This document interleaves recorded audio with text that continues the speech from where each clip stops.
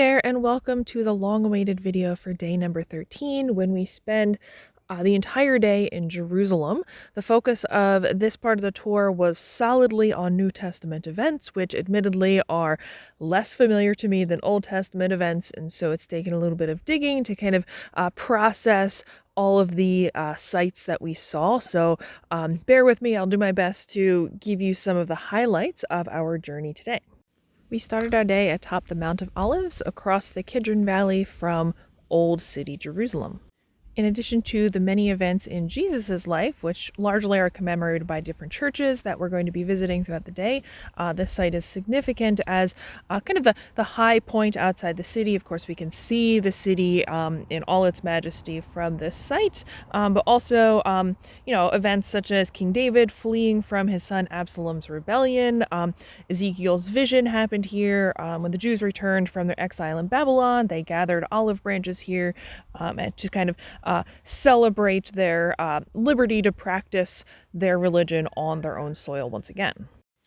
According to the Gospels, after Jesus' arrest, he gazed out upon Jerusalem in this same view that you are seeing on the screen now, and he wept. He sobbed for the fact that the city he loved, the people he loved, were so close to peace, and they just did not reach out for it. And because of that, they would be judged. Essentially, the second temple built by Herod the Great, or at least expanded by Herod the Great, would be destroyed, no stone left upon another, which maybe somewhat ironically, at least in my eyes, occurred in 70 AD as Titus stood at this same spot, so stood on the Mount of Olives to oversee this destruction. Here on the eastern side of the Mount of Olives is a gigantic Jewish cemetery, going back to well before the Jewish revolt, even all the way back to like Zechariah and Absalom. So like we're talking 3,000 years ago, about 150,000 graves, all buried with feet pointing towards the temple or the Temple Mount, so that, when the Messiah comes and people are resurrected, they can immediately sit up and see the temple right away. As Yair, our guide, pointed out, for thousands of years, Jews haven't necessarily been able to live in the Holy Land, but they have certainly died in the Holy Land. Next, we followed the steep biblical road, nicknamed Palm Sunday Road, that Jesus would have followed approximately, riding a donkey and surrounded by people laying down palms and cloaks in an event that, of course, today is celebrated as Palm Sunday. On our descent down into the Kidron Valley and then ultimately back up to Jerusalem itself, we stopped at the Church of All Nations, also called the Basilica of Agony, which is on the site of the Garden of Gethsemane. This church commemorates Jesus' time after the Last Supper, but before his betrayal by Judas and ultimate arrest. He spent the night in this garden surrounded by olive trees. It is here where he prayed to God for the cup to pass, for all of the events that he knew were coming to pass from him, but ultimately, if it needed to be him, then he was willing to do so. This is where the disciples were sleeping. This is where Judas's kiss occurred, therefore finally sentencing him to be arrested. The church itself, as with so many of the churches that we've seen, is actually the third one on the site. The Byzantine Basilica was built in the 300s AD. It was destroyed in 614. Later, the Crusaders built on top of it. That church was destroyed in like 1200. And then finally, this newest basilica was constructed from 1919 until 1924. It's ultimately called the Church of All Nations because so many different countries donated mosaics and resources in order to reconstruct this site. Again, right outside of the church is the Garden of Gethsemane, which has olive trees.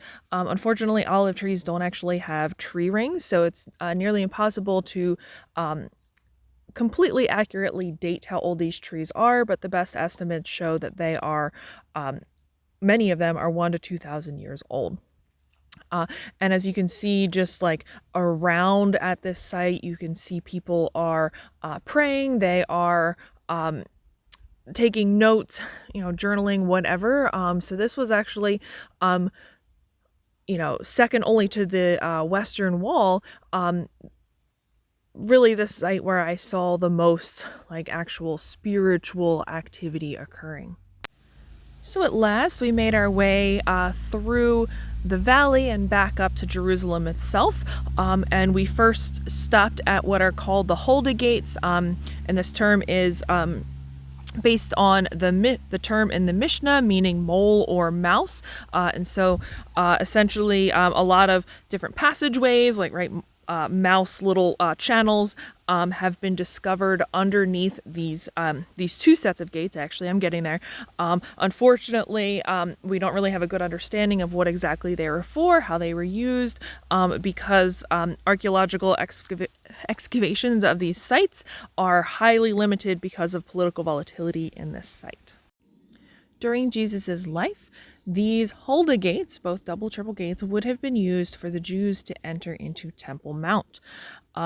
As we can see, there are these really grand stairs leading up to the wall, which ultimately at the time had open gates.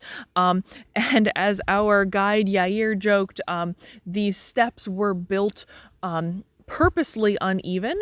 So one long step and then a short step and a long step and a short step, just to make sure that that people had to be looking down. They had to be kind of bowed down as they approached the temple. And he made a joke about Pharisees, being really caught up in these types of details. The gates, both sets of gates have been blocked. The double gates are blocked by a fortification tower with a nice library inside. The triple gates were briefly opened in the Middle Ages by the Ottomans, but they were quickly closed down after just a few years. It is said by many that the Ottomans closed it up to prevent the second coming of Christ through these gates, which is what the prophecy indicates. But our guide argued that the closure of these gates was more about logistical concerns and less about conflicts between the different Abrahamic faiths. Our next stop was the Western Wall, or the Wailing Wall. This is a very religiously significant site in that this is the closest place where Jews and Christians can freely get close to the Temple Mount. Of course, the Temple Mount has been occupied by the Muslim faith for hundreds of years, and passage to that site is highly restricted. I'll tell you more about that in a future video, because I did actually get to go to the Temple Mount. Finally, we made it to lunchtime, so we hung out in the Jewish Quarter. And I will stop my video here. Stay tuned for part 2 of day 13. Thanks.